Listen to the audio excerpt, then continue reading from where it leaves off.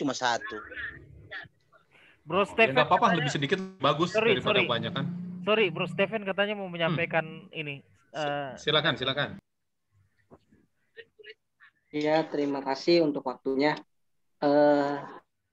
Kebetulan saya ini kan mengikuti dari yang pertama dan saya belum mengomentari apa-apa.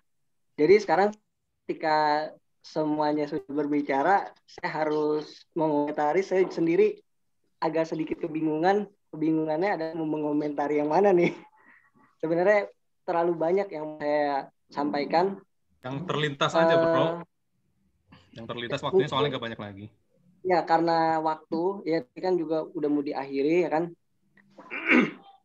Yang ingin saya bahas adalah pertama, ini saya menanggapi semua ya.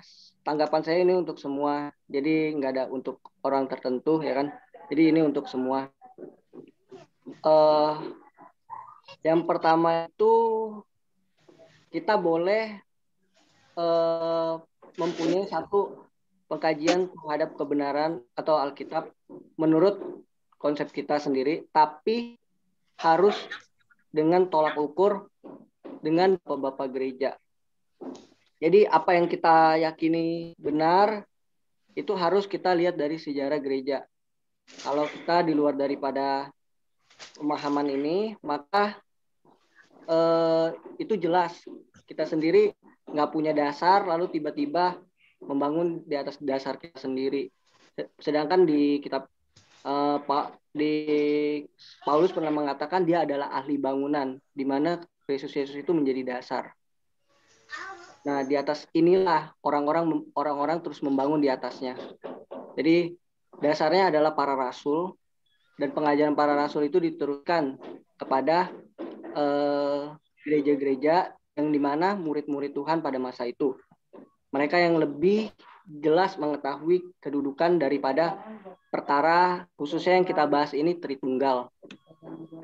Nah, yang saya mau sampaikan adalah dalam perkara Tritunggal ini adalah seperti yang tadi disampaikan oleh Pak Tom, ini adalah sesuatu yang bukan untuk kita ketahui tentang Allah secara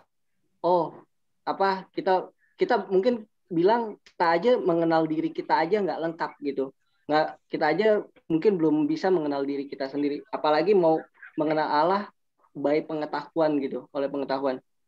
Itu adalah sesuatu yang di luar jangkauan kita. Kita hanya bisa memahami konsep Tritunggal ini sejauh pemahaman dari ya apa yang Allah singkapkan kepada kita. Jadi pengertian kita sangat terbatas, ya kan. Untuk itu kita perlu rendah hati untuk bisa terus belajar dari firman-Nya, dan itu adalah bukan oleh pengetahuan, tetapi kita mengetahui Tritunggal ini tujuannya bukan mengenal Allah secara kita tahu Allah ini, mendeskripsikan Allah, kita menguraikan Allah, bukan seperti itu. Tujuan dari Tritunggal ini sebenarnya saya kurang sependapat dengan yang mengatakan bahwa ini untuk pergerakan gereja gitu ya, atau pergerakan aliran-aliran tertentu. Karena konsep daripada Tritunggal ini menentukan pengenalan kita terhadap kehendak kekal Allah. Jika kita salah dalam mengenal ketuhanan, maka karena Tritunggal ini berkaitan dengan pekerjaan Allah. Saya nggak ada waktu untuk membahas secara rinci, tapi kalau misalkan konsep daripada pekerjaan Allah ini salah, maka sasaran tujuannya menjadi salah juga. Jadi ini adalah satu hal yang sangat penting, bukan hanya untuk sekedar kita boleh memilih yang mana aja gitu, tetapi kita harus dengan pasti mengenal Allah kita. Dari pengenalan terhadap Allah ini berkaitan dengan tujuan kekalnya, pekerjaannya, dan itu adalah sesuatu yang perlu kita terus pelajari. Saya percaya dengan sikap yang rendah hati, kita punya satu iman yang sama, satu Tuhan yang sama, satu Alkitab yang sama. Mungkin pada awalnya kita berbeda secara konsep. Masing-masing mengenal Alkitab menurut pemahaman konsep. Tapi melalui persekutuan atau melalui kita bertemu ini, kita bisa saling men-sharingkan, saling melengkapi. Bahkan saya katakan bahwa ketika kita di sini berdiri tanpa kedudukan denominasi tertentu ya, kita di sini dari denominasi mana saja sama-sama menyampaikan, ini malah lebih apa ya?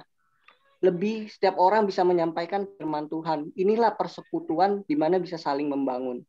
Jadi kita di dalam persekutuan ini perlu saling terbuka terhadap masukan-masukan dari yang lain.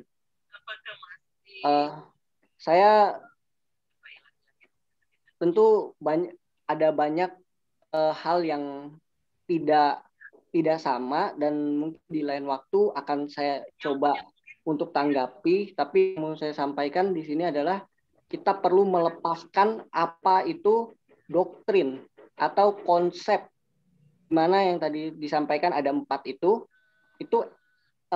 mungkin bisa mengelompokkan jenis-jenis pemahaman konsep Tritunggal, tetapi konsep mengenai Tritunggal ini lebih luas daripada keempat konsep tersebut. Konsep tersebut menyimpulkan secara garis besar. Tetapi ketika kita memasukinya, mungkin kita sedikit ada di sini, sedikit ada di sana, ada di konsep yang tadi disebutkan 4 tadi. Ada di satu yang lain, ada di satu lain. Jadi ketika kita memahami ini, kita harus meletakkan konsep itu. Karena Alkitab ini nggak membangun sebuah 4 konsep itu, nggak membicarakan 4 konsep ini. Jadi kita harus lepas daripada konsep ini dan kita berbicara sesuai dengan firman Allah. Kalau memang kita mempunyai satu konsep, kita ungkapkan berdasarkan firman Allah. Jangan berdasarkan konsep atau kita membatasi dengan konsep. Jadi kenapa gereja hari banyak yang terpecah? Karena mereka mulai memisahkannya dengan konsep yang dibangun. Akhirnya malah jatuhnya saling membenci. Oh, ini bukan Tritunggal yang asli, ini saya yang asli. Mereka juga merasa hal yang sama. Saya sendiri kalau ditanya di pihak mana, saya nggak di pihak manapun. Saya Tritunggal, saya nggak peduli itu orang mau bilang saya ini, mau bilang saya itu, saya nggak peduli. Saya hanya tahu Tritunggal yang Alkitabiah. Kita bahas sesuai dengan Alkitab. Mungkin dari saya sekian itu aja. Mungkin di lain waktu saya tanggapi. Yang tadi gambarnya itu sebenarnya ingin saya tanggapi, cuma waktunya karena nggak cukup. Ya itu aja sih. Ya kawan-kawan, kalau masih ada yang lain mau tanggapin atau mau closing statement atau gimana, silakan. Sudah bro, saya rasa nanti kita sambung lagi lain waktu. Masih banyak pembacaan Alkitabnya nanti untuk khusus kah atau umum? Umum. Umum bro, umum mulai jam 6. Umum. Nanti link dikasih. Oh, kita sambung di Zoom ini? Ya, di Zoom ini. Di Zoom ini.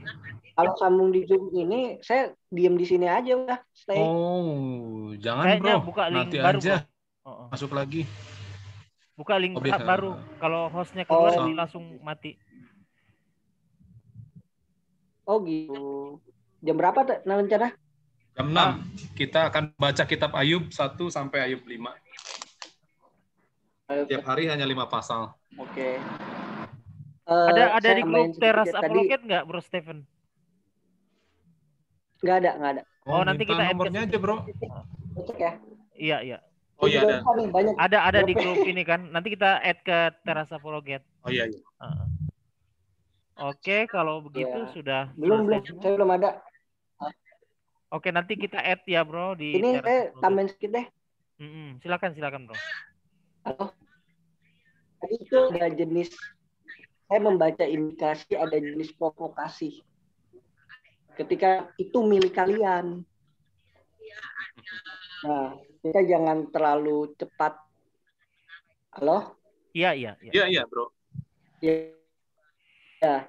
Jadi itu saya membaca ada satu indikasi provokasi di mana ketika dikatakan itu milik kalian, musuh ya kan. Nah, itu satu konsepsi yang tidak baik. Saya terus terang karena kebetulan sudah tidak ada pesertanya.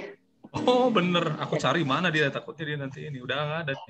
Nggak apa-apa Iya, itu. karena itu satu bentuk provokasi milik kalian, kata milik itu, dan mengatakan itu musuh kalian, ya kan? Ada musuh, ya itu bentuk provokasi. Semoga kita bisa jeli di dalam mendengarkan, hati kita rendah hati terhadap Gimana kan biar aja kan pendapat dia kan, seperti itu. Oh iya. Sudah. Oke, kalau gitu Bro Daniel mau close doa?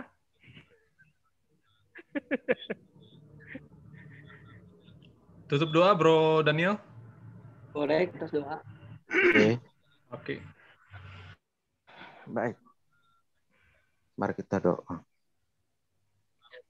Puji syukur kami naikkan kepada-Mu ya Tuhan, karena Engkau telah memberikan kami kesempatan untuk membahas firman-Mu yang hidup. Kami percaya bahwa firman-Mu tidak sampai pada jangkau untuk Kau Yesus. Untuk itu Tuhan, jangan biarkan kami ini tenggelam dalam perdebatan teologis ini, tetapi berikan kami hati untuk menjadi terang bagi orang lain. Jangan kami memikirkan diri kami sendiri. Terima kasih Tuhan Yesus atas waktu yang Engkau berikan. Hanya dalam nama Yesus kami berdoa kepada Allah. Haleluya. Amin. Amin. Haleluya. Oke, sampai ketemu lagi acara selanjutnya. Iya, Tuhan berkati kawan-kawan. Tuhan berkati. Kawan-kawan semua. No.